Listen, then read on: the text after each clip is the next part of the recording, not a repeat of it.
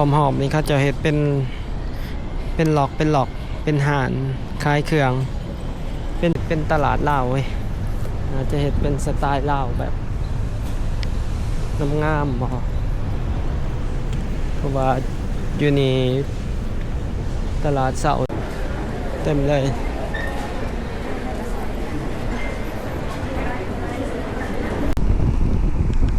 สบายดีกันเบิ้ลสุขคนตอนนี้เราอยู่ที่พื้นที่เขตทางข้างถาดหลวงเส้นทางถาดหลวงเนาะตอนนี้วันนี้ก็สิออกไปตลาดเสาร์พอดีว่าเอามีเวียกเอาเครื่องไปส่งนี่เขาเจ้าอยู่ตลาดเสาร์นี่ทุกคนนี่รถพาทุกคนเบิ่งตลาดเสาร์เลยเห็นเขาเจ้ามีโครงการเนาะอยู่ข้างตึกตลาดเสาร์เดี๋ยวไปเบิ่งกันว่าเขาเจ้าจะเฮ็ดหยังตอนนี้ก็เวลา 12 โมงเที่ยง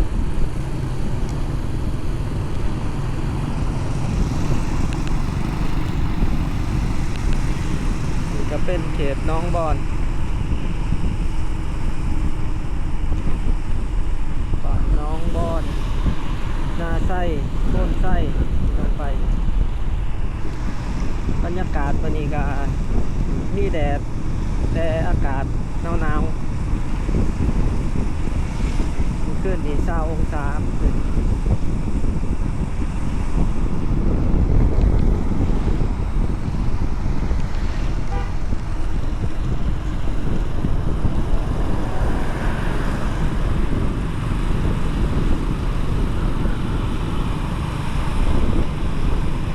แล้วนี่มันเขตหน้าไส้ทุกคนน้องบอนหน้าไส้เส้นทางบอนนี้ที่นี่คนเวียดมาอาศัยอยู่หลายมาเฮ็ดอาหารย่ามเพิ่นขึ้นที่เห็นไปที่มับอยู่ทางสายมือมีอาหารเวียดนามหลาย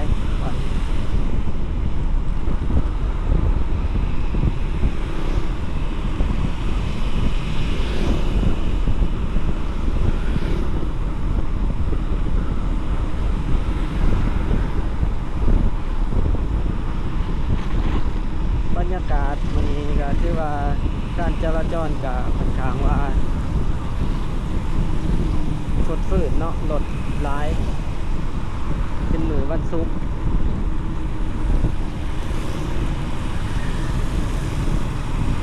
เขตโพนไส้มันข้างหน้าเฮาก็เป็นไฟแดงโพนไส้ขวามือก็เป็นตึกยูนิเทลวิทยาลัยเวียงจันทน์ฮานอยสายมือ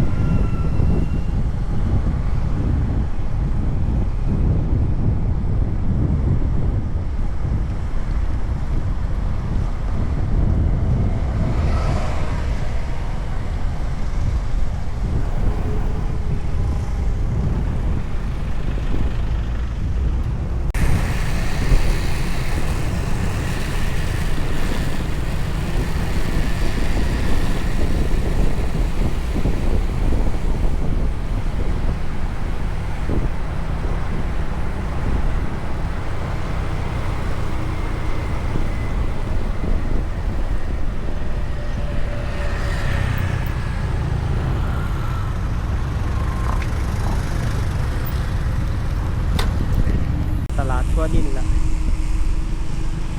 ว่าอยู่ตึกใหญ่เลยเนาะ เขาก็สิลงไปอ้อมรถไปข้างหน้าตึกใหญ่จะจอดรถอยู่พุ่นล่ะ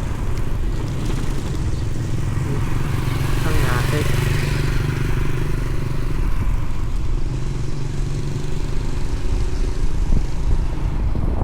บรรยากาศหน้าคิวรถตลาดเช้า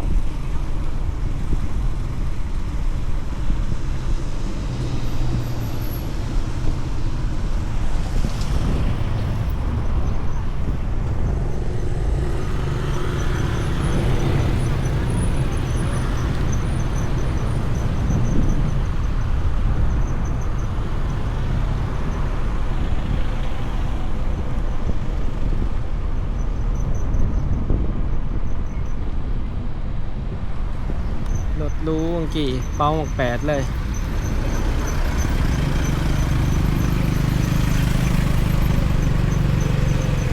เดี๋ยวสิโทรหาเจ้าของเครื่องก่อนทุกคน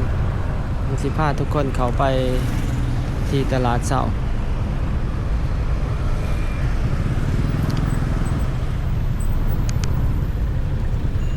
เครื่องเข้ามาส่งราคาก็พอดี57,000มาแต่ซ้ำเคระยะทาง 9.4 กิโล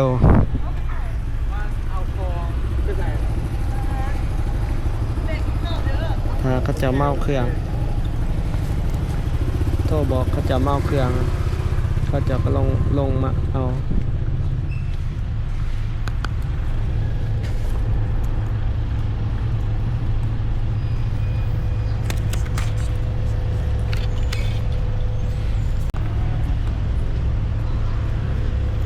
เดี๋ยวส่งเครื่องแล้วเนาะทุกคนเดี๋ยวสิพาย่างเลาะเบิ่งตลาดเช้า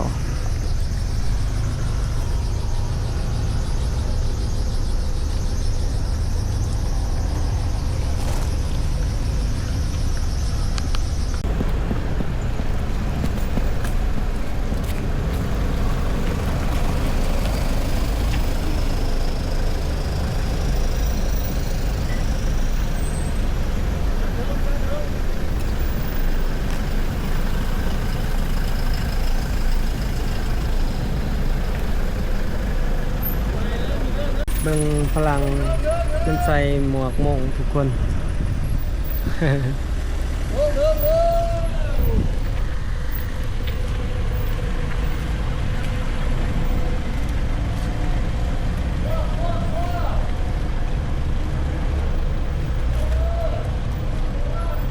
57,000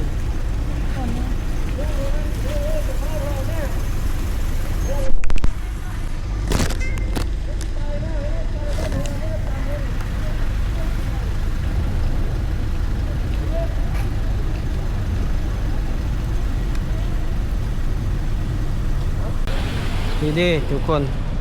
บอลเขาเจ้าเฮ็ดใหม่นี่ที่ทางขางเห็นเขาเจ้าลงใน TikTok ว่าจะเป็นตลาดกลางคืนเขาเจ้าจะเฮ็ดตลาดกลางคืนว่าเฮ็ดออกเป็นทรงจีนเนาะก็น่าจะเฮ็ดเป็นตลาดลาวเว้ยน่าจะเฮ็ดเป็นสไตล์ลาวแบบงามๆบ่เพราะว่าอยู่นี่ตลาดเสานี่เนาะมันเป็นทรงลาวแต่ก่อนมันน่าจะเป็นแบบทรงแบบคือโรงแรมหลานสร้างนะทุกคนน่าจะดีก็จะเห็นเป็นหลอกใส่ดอกไฟโคมแบบจีนเนาะ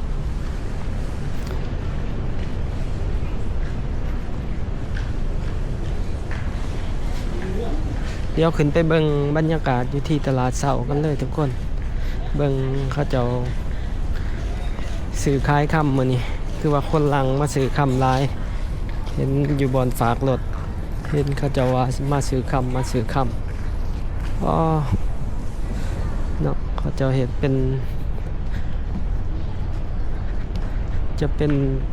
ตลาดกลางคืนเดี๋ยวขึ้นไปเบิ่งอยู่เทิงสันซองเขาจะซื้อขายค่ำคนร้ายบ่มื้อนี้ ค่ำคืนมานี่ราคา51 ล้านเลยครับมีค่ำปลอมนี่นะโอ้พอนี้ร้านขายเครื่องบัวผ้าคนร้ายขนาด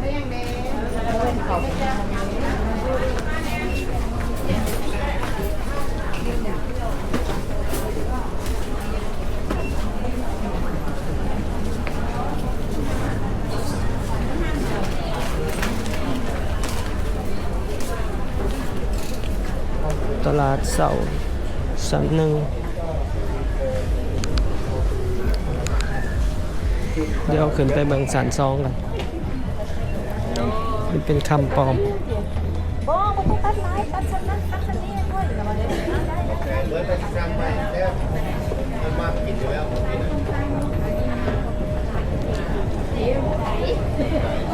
ทั้งคำแถคำปลอมขายดีมันนี่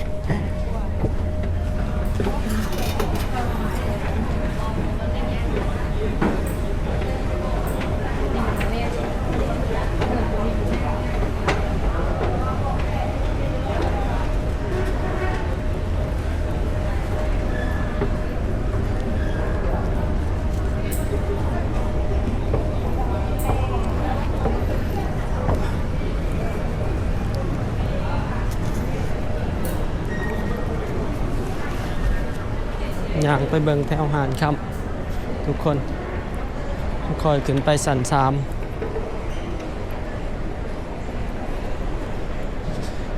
ค่ำขึ้นแห้ง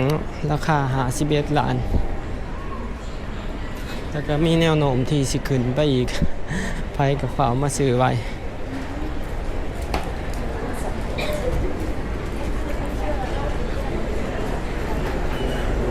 เต็มเลยคนมาซื้อเต็มเลย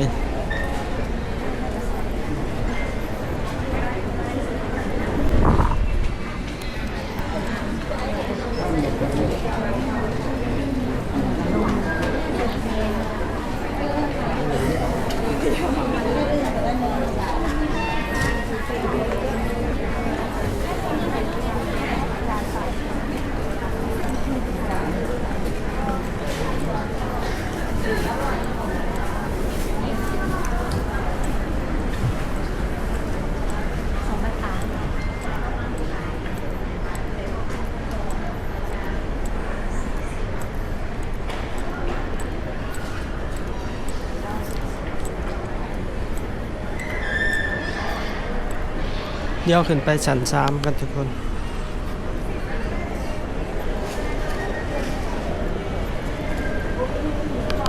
ขึ้นไปชั้น3ไปเบิ่งวิวมุมสูงตลาดเสากัน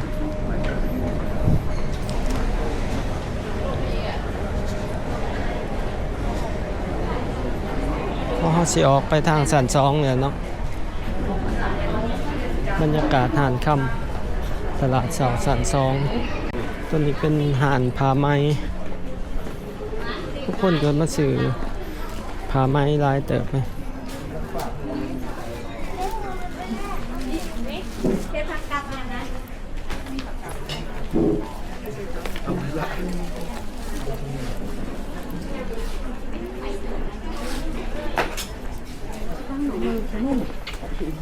วันเกิดมาเลยจะมีเล่า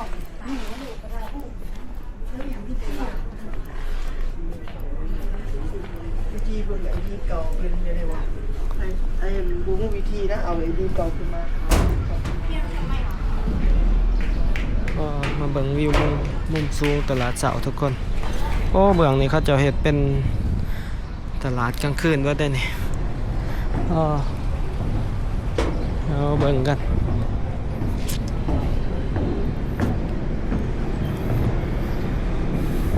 โอ้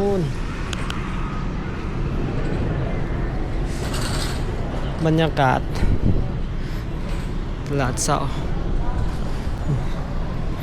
หอมๆนี่เขาจะเฮ็ดเป็นหลอกเป็นห่านคล้ายเครื่องเป็นทรงจีนเนาะเป็นทรงแบบหลังคาแบบจีน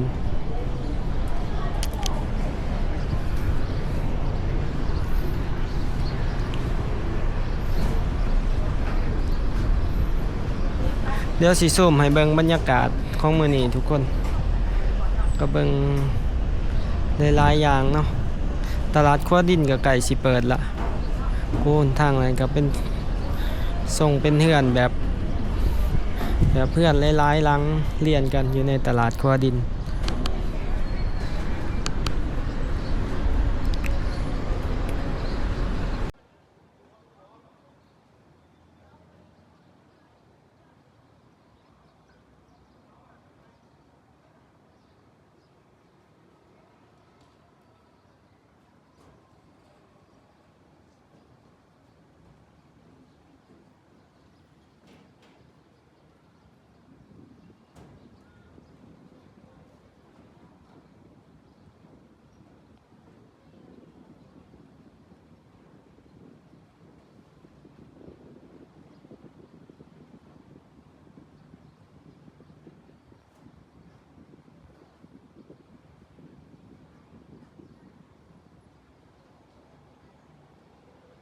เมบีอาร์ทีข้างหน้าเฮาบอนโซนกลางเป็นบอนจอดรถเนาะช่วงนี้ BRT บ่ทันเปิด BRT BR ใจ